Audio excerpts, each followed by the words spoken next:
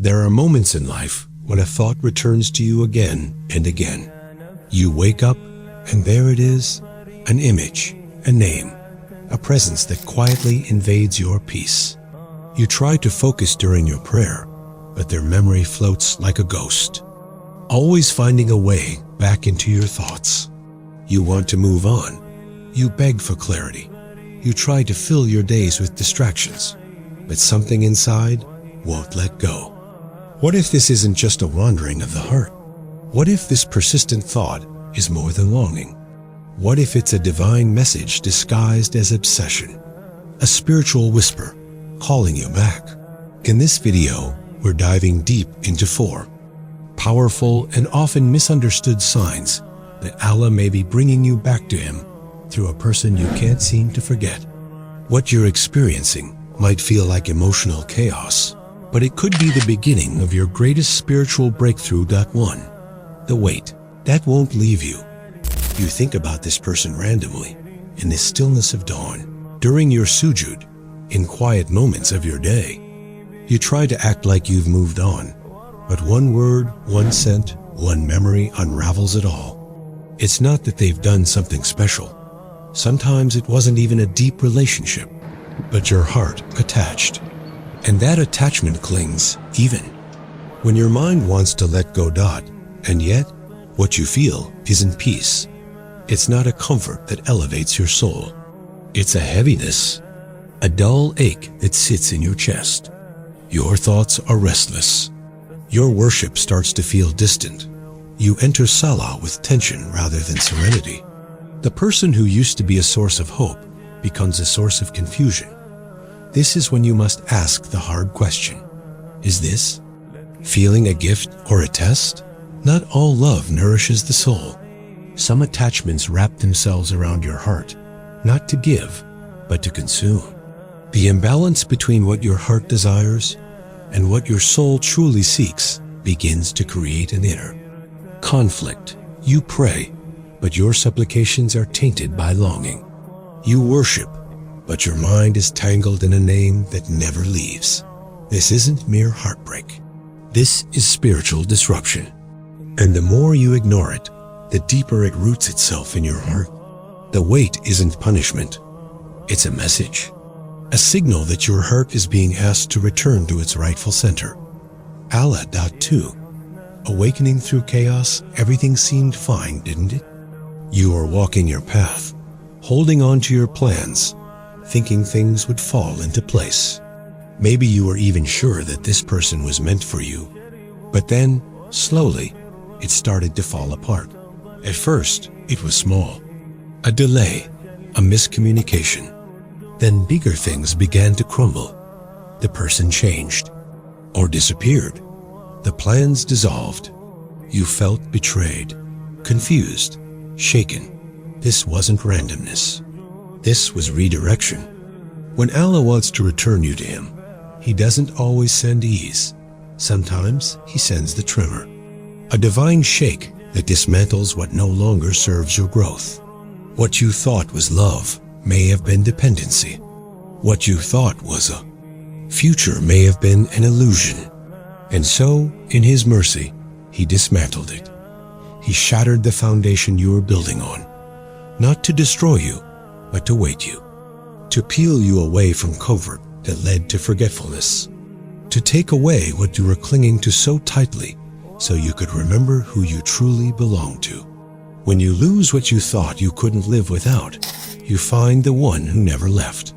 Chaos isn't the end. It's the turning point. It's the language Allah uses when we've stopped listening. And in that shattered silence, you begin to hear again. 3. The obsession that purifies. You begin to think you're going mad. You've distanced yourself. You've begged Allah to remove the thought. You've cried, fasted, occupied your mind. But the image keeps returning. The thought won't die. You feel trapped, cursed, broken. But what if it's not a trap at all? What if this recurring thought, this obsession, is not there to torment you, but to transform you? Maybe it's not about the other person at all. Maybe this is about you.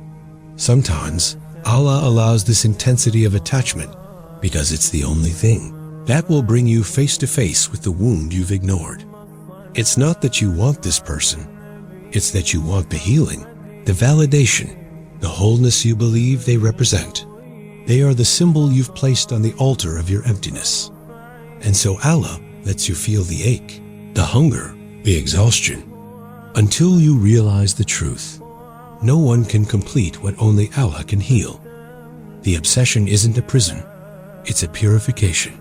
Each sleepless night, each whispered dua, each tear, they're part of your spiritual surgery. Your being, stripped of illusions, of dependencies, of the false belief that your worth comes from being wanted by another dot. And when you finally collapse from the emotional weight, you realize the pain isn't because they're gone. It's because you left yourself behind. You're not being punished. You're being rebuilt. 4. The sacred distance. You wonder why this distance hurts so much, why the silence echoes so loudly. You try to call it rejection, but deep down, something feels different.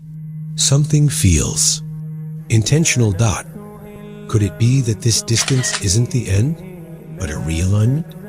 You want love, you want connection, but look at your heart. Is it stable? Is it calm? Is it free? Or is it desperately attached, begging, hoping, breaking? Allah knows your heart better than you. He doesn't want to connect you to someone just so you break further. He wants to prepare you first. He wants to heal your roots so you can love without losing yourself, so you can give without bleeding. So you can be with someone not out of need, but out of overflow. And that's why he pulls you back. That's why the person becomes distant. That's why the relationship falls into silence. Because in that space, your real self emerges. You cry more now, don't you? You speak to Allah with a rawness you've never felt before. Your prayers feel deeper, more vulnerable, more honest. That's not a coincidence.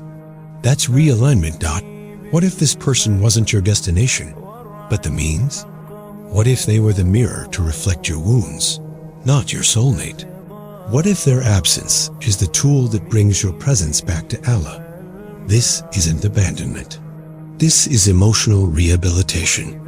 You're learning how to be whole again. You're being trained in solitude so that one day, if or when love returns, you can embrace it without losing yourself. You're being taught to make Allah the center of your heart again. So ask yourself this: do you want this person? Or do you want the version of yourself you imagine you could be if they loved you back? Because if it's the latter, it's not love, it's longing. And longing can only be healed at the source. Sometimes, Allah allows someone to walk into your life, not to stay, but to awaken you. He allows the obsession to linger, not to weaken you, but to cleanse you. He removes what you crave, not to punish you, but to give you back to yourself. So if you're in that space right now, in between heartbreak and healing, know this: you are not broken. You are being rebuilt. You are not abandoned. You are being redirected. You are not weak. You are being purified. And when this fire fades, you'll emerge clearer, stronger, lighter. You'll remember that no love, no bond, no person can complete you the way your connection with Allah can. So don't stop now. Don't close this chapter thinking it was a failure. It was a return, a journey back to your true self, a journey back to the one who has always loved you, even when you forgot how to love yourself. If this spoke to your heart, it's not a coincidence. It's your moment, your message, your awakening. Come back. Come back stronger. Come back sincerely. Because what awaits you on the other side of this pain is peace. And that peace, it doesn't come from getting the person. It comes from finding the one who gave you the heart to love in the first place. Subscribe, because here, we're not just talking about heartbreaks. We're talking about healing, about awakening, about you. In who you become. When Allah guides your heart back home,